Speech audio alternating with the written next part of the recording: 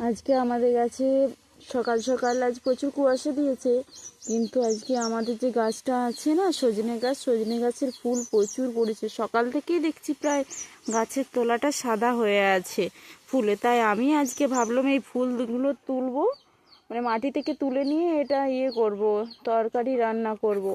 তো সেই জন্যই ফুলটা নিচ্ছি। বাজারে গেলে দেখা যায় এই ফুলের কদর বেশি, প্রচুর দর ওখানে। তাই আমি ভাবলাম যে খুব ভালো আমাদের একটা জিনিস যে আমরা বাড়িতে গাছ লাগিয়েছি, আর এই গাছের ফুল একটা সিজন আমরা নিজেরা গাছ থেকেই পেয়ে যাই। তাই এই ফুলটা আজকে রান্না করব, আলু দিয়ে খুব সুন্দর পোস্ত দিয়ে করব। তো আলু পোস্ত দিয়ে করলে এটা খুব সুন্দর লাগে খেতে। তো দেখুন চারিপাশটাতে প্রচুর ফুল পড়েছে, প্রচুর। আমি পুরো চারিপাশটা আপনাদেরকে দেখাচ্ছি। সজনে ফুল পড়েছে, তো দেখতে পাচ্ছেন এগুলোতে।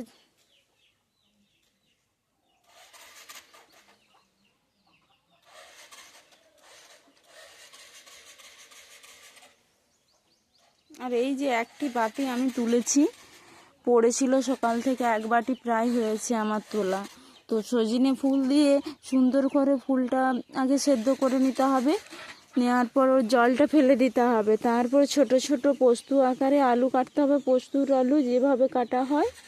আর ওই আলু কাটার পর পোস্ত দিয়ে আলু পোস্ত করলে খুব সুন্দর লাগে, ওগুলো খেতে ভীষণ সুন্দর লাগে। তো আপনারা যারা যারা খেয়েছেন তারা অবশ্যই কমেন্ট করে জানাতে পারেন।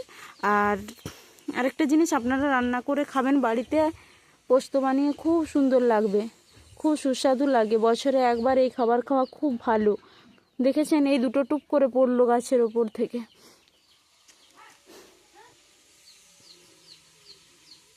দেখুন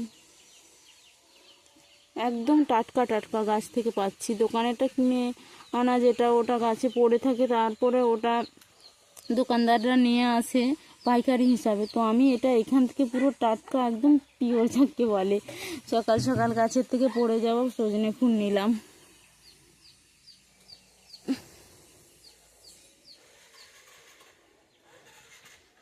আর এই এতটা হয়েছে সজনে ফুল, তো দেখুন।